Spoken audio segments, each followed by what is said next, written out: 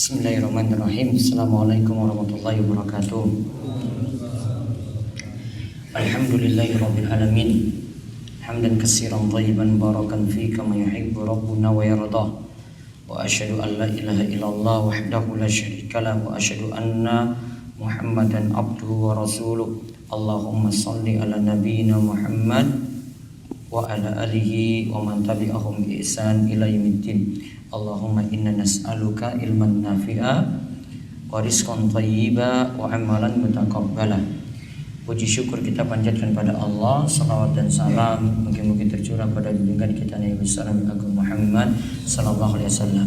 Baik, sekarang kita lanjut perkataan Imam Al-Muzani serial kedua tentang penciptaan Nabi Adam alaihissalam. Monggo dibaca.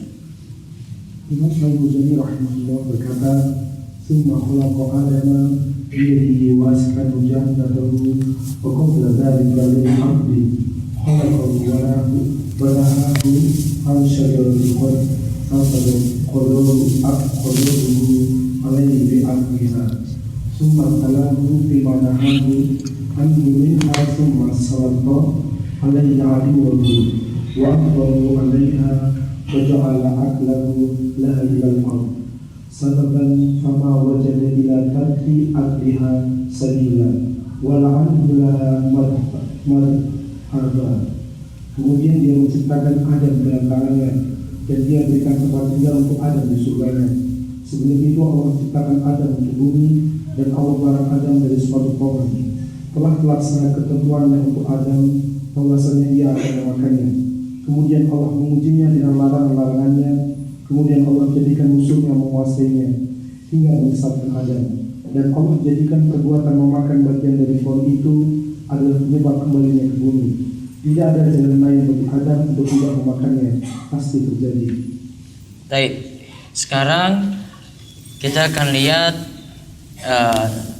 Nabi Adam memakan pohon khuldi, pohon terlarang, dan itu sudah jadi ketentuan takdir. Dan di sini nantinya kita bisa pahami tentang masalah takdir pula. Nah, sekarang kita lihat pembahasan di bawah. Sudah jadi takdirnya Adam memakan pohon terlarang.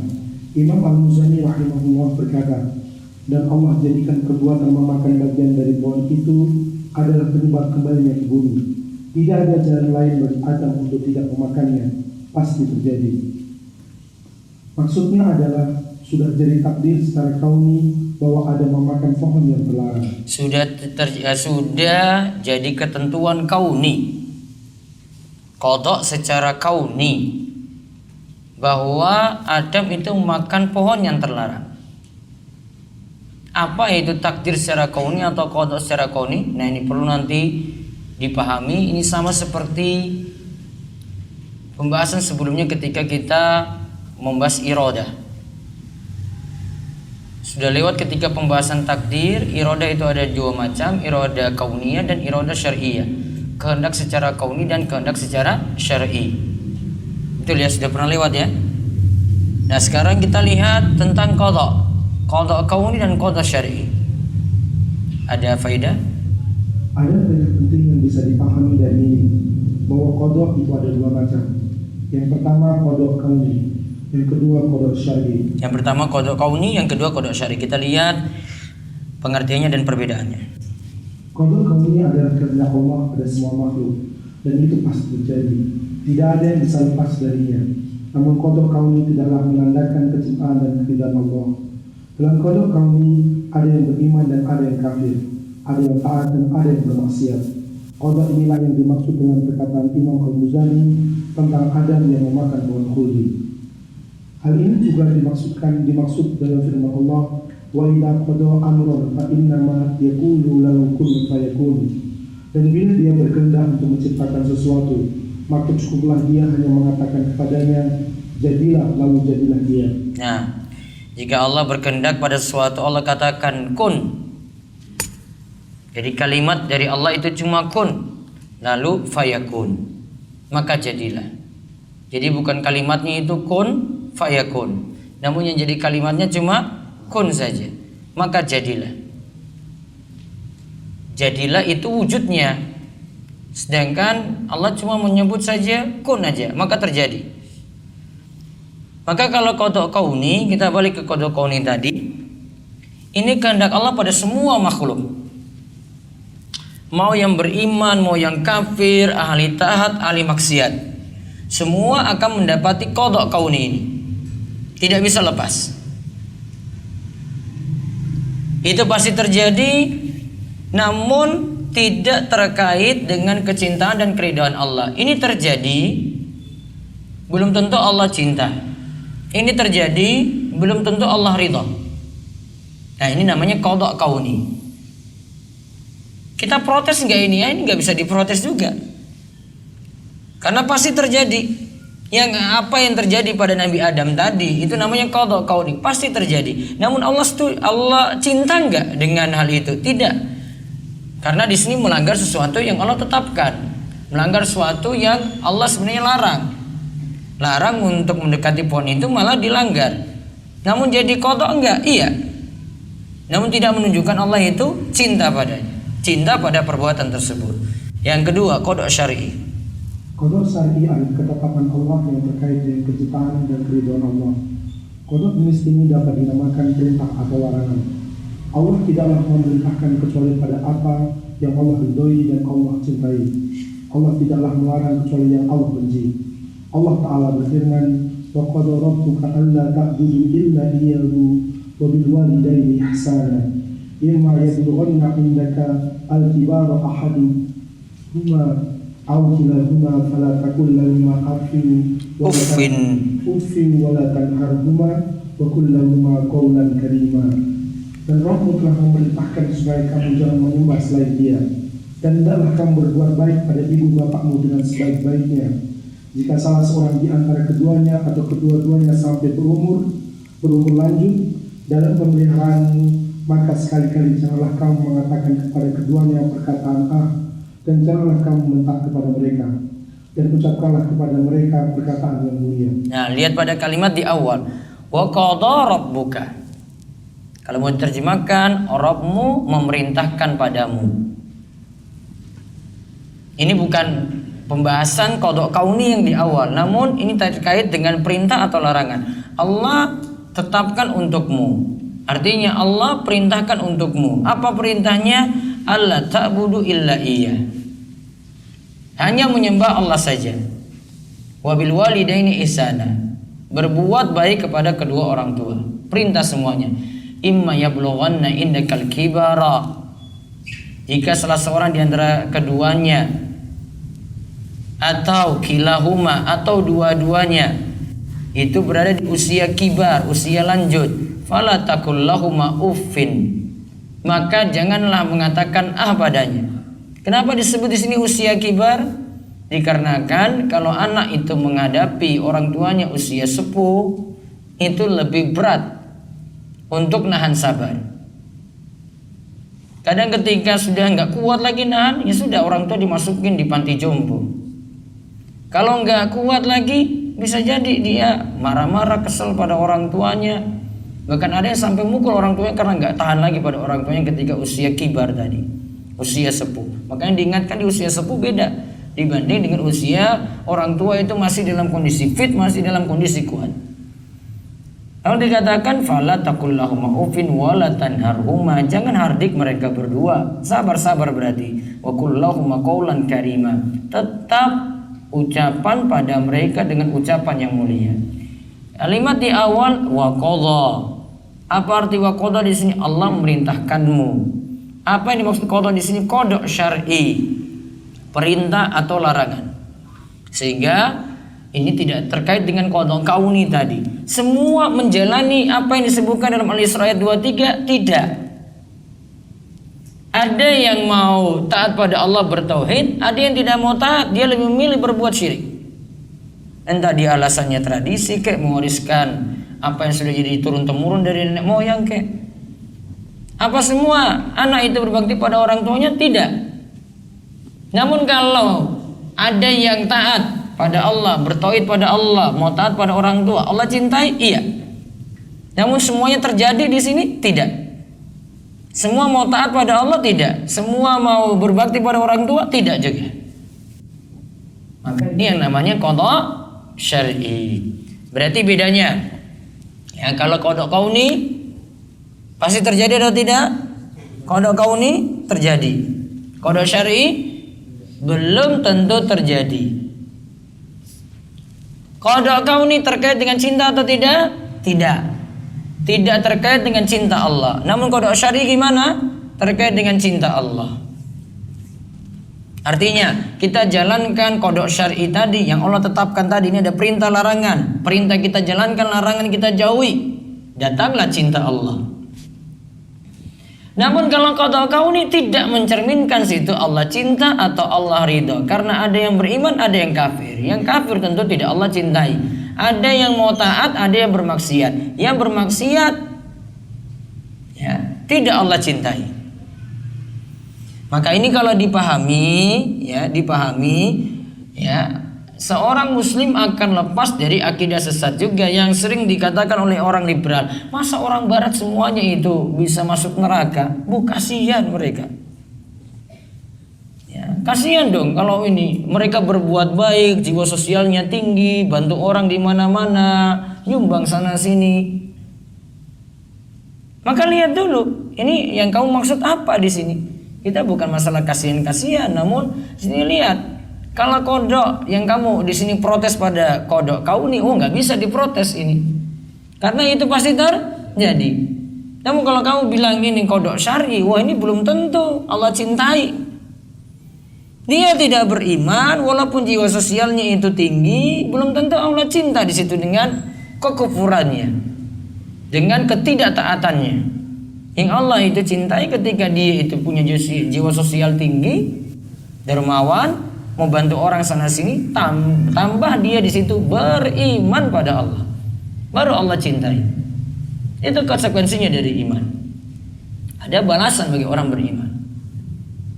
Ya, risiko ketika dia tidak mau beriman, ya ada balasan dong. Allah adil di sini, karena pasti ada dai atau ada penyampai dakwah yang sampai di tengah-tengah dia.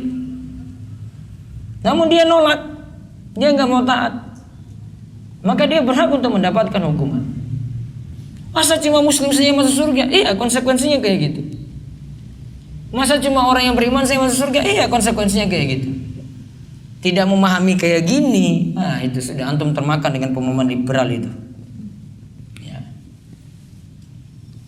Pemahaman, sudahlah, saya capek nyebut namanya. Profesor, kalian sudah tahu. Paling ngel pokoknya kalau di medsos itu, sok pinter. Yang pakai nama Abu itu loh, tahu ya? Nggak usah disebut. Ini makin tersor dia. Antum makin sesat nanti itu. Pemahaman kayak gitu.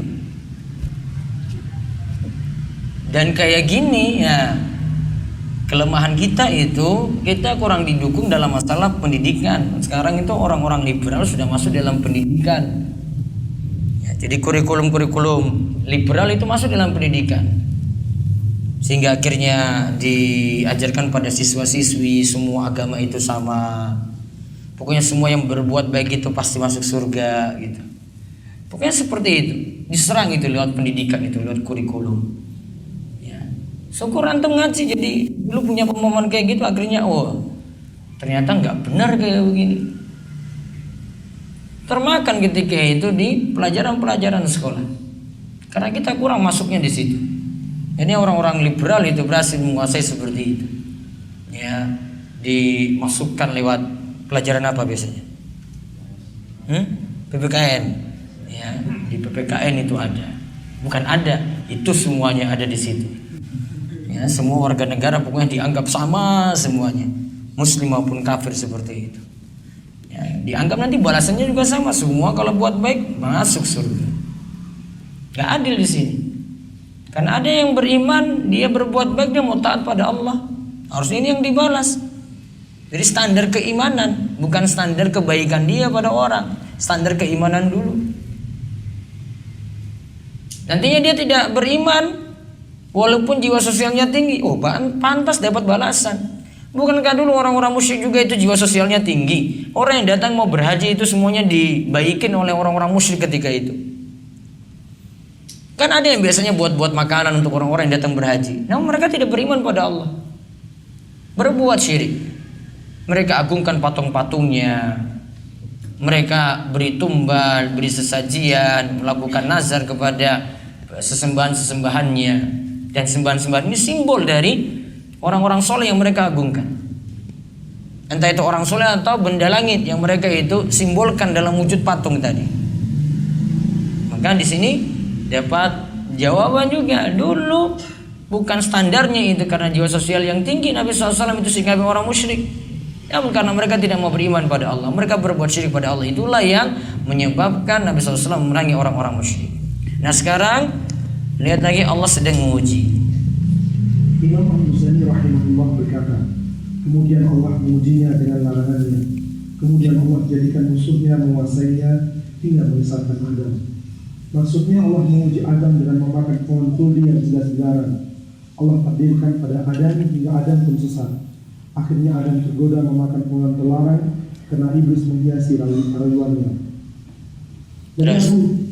Dari Abu Hurairah radhiyallahu anhu, Nabi sallallahu alaihi wasallam bersabda, "Altaqa Adam wa Musa, faqala Musa la dama anta alladhi ashqaita an-nas." Faqala Musa li Adam anta alladhi qala Musa la dama anta alladhi ashqaita an-nas fa akhrajtahu min al-jannah. Qala lahu Adam anta alladhi istafaka Allahu bi risalatihi fastafaka li nafsihi wa anzala 'alayka at-taurah. Qala na'am. Qala fawajadtaha kutiba alayya qabla an yakhluqani. Qala na'am. Fahajja Adam Musa. Nabi Adam dan Musa pernah bertemu. Musa ketika itu berkata kepada Adam, "Engkau yang telah mencelakakan manusia dan engkau yang telah mengeluarkan mereka dari surga." Adam lantas membalas, "Engkau telah dipilih oleh Allah dengan risalahnya. Allah memilih untukmu pada dirinya. Allah turunkan kepadamu Taurat." Musa menjawab, "Iya benar."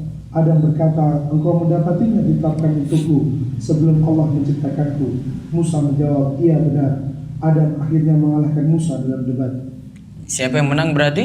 Adam. Karena Adam kasih argumen itu lebih banyak ketika Nabi Musa itu mengatakan pada Adam, ketika itu Nabi Musa katakan pada Adam, "Engkau telah mencelakakan manusia. Ashqaitan nas wa akhrajtahum minal jannah." Dan gara-gara kamu ini orang-orang itu keluar dari surga. Maka Adam balas memuji Nabi Musa dengan pujian-pujian yang banyak. Engkau telah dipilih Allah dengan risalahnya. Allah milih untukmu pada dirinya. Dan Allah turunkan kepadamu Taurat. Kalau Taurat itu dalam Alkitab itu perjanjian lama. Alkitab paham Alkitab?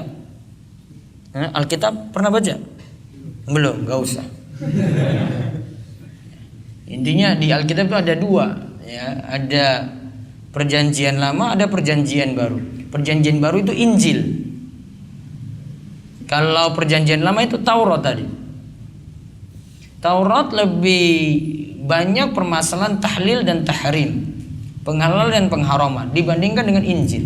Injil cuma berisi mawaid saja, nasihat-nasihat.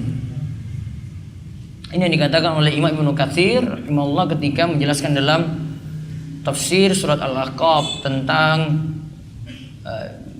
jin yang mendengarkan Al-Quran. Ketika Nabi SAW itu melaksanakan sholat, entah ketika itu sholat malam atau sholat subuh, ada beberapa riwayat yang menyebutkan hal ini. Ada satu riwayat yang menyebutkan Nabi Muhammad SAW ketika itu kan dapat wahyu. Sebelum wahyu itu turun pada Nabi SAW, biasanya jin itu mencuri berita langit itu bisa. Kemudian ketika masa turunnya wahyu, peluang untuk mencuri berita langit sudah tidak bisa lagi, karena setiap jin yang mau mencuri berita langit itu nanti akan dapat lemparan api dari atas. Akhirnya kadang mereka tidak berhasil. Kemudian ketika itu ada yang beritahu, coba lihat ada kejadian apa di muka bumi. kok sampai kita ini sulit untuk mencuri berita langit. Akhirnya dicek di muka bumi. Ketika itu mereka dapati, para jin ini dapati, ya Nabi SAW sedang membaca Al-Quran. Ya, Nabi SAW ketika itu sedang membaca Al-Quran. Lalu mereka itu dengar ini sambil nyimak, berarti mereka mendengarkan. Kalau mendengar itu cuma sekedar dengar aja kan? Ya, kalau mendengarkan berarti fokus. Ya, dia mendengarkan Al-Quran. Ya, kemudian falamma hadaru qalu ansitu. Ketika Al-Quran terdengar tadi mereka hadir ketika itu, ya, ada jin yang mengatakan diamlah. Dan ini jin lagi ajarkan adab. Kalau Al-Quran itu sedang dibacakan, diam. Falamma hadaru qalu ansitu. Ya, kemudian ketika selesai dibaca Al-Quran tadi, lantas dikembali ke kampungnya, kemudian ke kaumnya, kemudian didakwahi kaum-kaum jin yang lainnya. Ini bukan Rasul. Yang ngutus ini tadi, yang datang untuk ke kaumnya lagi bukan Rasul, namun pemberi peringatan. Yang benar jin itu tidak punya Rasul. Maksudnya Rasul dari kalangan jin. Namun jin mendapatkan juga ajaran dari Rasul Muhammad SAW. Jadi Nabi Muhammad SAW diutus pada kalangan manusia dan kalangan jin sekaligus. Nah, dia nasihati kaumnya, kemudian ya turunlah surat Al-Ahqaf, wa isarafna ilaika nafarum minal jinni yastami'unal Qur'an. Ya. Ada juga kisah yang lainnya yang disebutkan ketika Nabi SAW berada di Taif saat dakwahnya itu ditolak. Kemudian Nabi SAW itu kecewa berat, ya artinya gelisah ketika itu. Akhirnya beliau melaksanakan sholat. Ketika itu entah sholat malam atau sholat subuh itu dilaksanakan. Maka ketika dilaksanakan sholat, ada jin yang hadir saat itu. Dengar tadi sama dengan kisah tersebut. Ya, kemudian dia bawa pulang, ya apa yang ia dengar dia beritahu pada kaumnya. Jadi ada dua peristiwa di sini. Ada kaitannya itu dengan pencurian berita langit. Ada yang kedua ini kaitannya dengan dakwah Nabi SAW ke Taif. Yang ketika itu ditolak. Kemudian saat pulang, ya saat mau pulang ke Mekah, kemudian Nabi SAW melaksanakan sholat, kemudian didengar oleh jin. Nah ini tunjukkan bahwasanya jin juga dapat manfaat dari bacaan Al-Quran. Nah ketika Imam Ibnu Katsir disebutkan, saat itu jin itu mengatakan Al-Quran itu adalah unzila min ba'di Musa. Al-Quran itu adalah kitab yang diturunkan setelah Musa. Padahal sebelum Nabi Muhammad SAW siapa? Nabi Isa alaihissalam. Namun ketika itu para jin ini katakan kitab yang diturunkan setelah Musa. Menunjukkan jin ini pahami bahwa Taurat itu lebih utama daripada Injil. Dari sisi halal haramnya Taurat lebih banyak dibandingkan dengan Injil yang cuma berisi mawaid saja, nasihat-nasihat, wejangan-wejangan. Ya, sehingga kalau menemukan halal dan haram itu di perjanjian lama dibanding dengan perjanjian baru. Dalam Alkitab seperti itu. Nah, itu dijelaskan oleh Imam Ibnu Katsir tadi. Nah, intinya di sini Nabi Musa ya, ketika itu berdebat dengan Nabi Adam. Nabi Musa ketika itu kalah debat dikarenakan Adam alaihissalam itu banyak memuji-muji Nabi Musa. Maka dikatakan oleh Nabi SAW, fahajja Adamu Musa. Adam ya ketika itu akhirnya mengalahkan Musa dalam debat. Ya, mengalahkan Musa dalam debat. Kalimatnya disebut Adam dulu. Ya, Adamu ismul ladzi la yansharif, tidak boleh ditanwin. Ya, karena masuk nama asing. Makanya tadi di atas faqala Musa li Adama. Ismul ladzi la yansharif ketika ada huruf jar di fathah. Ya, maka jadi faqala Musa li Adama. Nah, kalau kalimatnya antum salah baca fahajja Adama Musa, fahajja Adama Musa, maka kalimatnya jadi terbalik. Musa menang debat lawan Adam. Ya kan? Musa menang debat lawan Adam. Namun yang tepat di sini fahajja Adamu Musa. Maka yang jadi fa'il, ya jadi pelaku itu adalah Adam. Adam yang menang lawan Musa. Maka itu risikonya kalau fa'il dan maf'ul bihi-nya itu ya isim yang diakhiri dengan alif lazimah. Resikonya itu sulit untuk menentukan fa'il dan maf'ul bihnya. Mana pelakunya, mana objeknya sulit ditentukan. Ya, dikarenakan ya ketika diakhiri alif lazimah tidak boleh menerima harokat apapun. Lita'adzuri. Karena punya uzur untuk tidak menerima harokat apapun. Nah, terus sekarang terakhir dikarenakan makan pohon terlarang. Imam Al-Muzani rahimahullah berkata, dan Allah jadikan perbuatan memakan bagian dari pohon itu adalah penyebab kembalinya ke bumi. Allah Ta'ala berfirman, qala itu ba'dukum li ba'din adu walakum fil ardi mustaqarru wa mata'un ila hin. Allah berfirman, turunlah kamu sekalian, sebagian kamu menjadi musuh bagi sebagian yang lain, dan kamu mempunyai tempat kediaman dan kesenangan, tempat mencari kehidupan di muka bumi sampai waktu yang telah ditentukan. Nah, jadi dikarenakan memakan pohon terlarang, akhirnya dikeluarkan ke bumi, dan di sini disebutkan dalam ayat qala bitu ba'dukum li ba'din adu. Turunlah kamu sekalian, sebagian kamu nanti menjadi musuh bagi sebagian yang lainnya. Walakum fil ard, dan kamu mempunyai tempat kediaman, mustaqarrun, berdiam di situ, wa mata'un ilahin, dan ada kesenangan-kesenangan yang kamu nikmati hingga nanti datang ajal. Wallahu alam, itu yang dibahas tentang penciptaan Adam. Sampai di situ perkataan Imam Al-Muzani rahimahullah.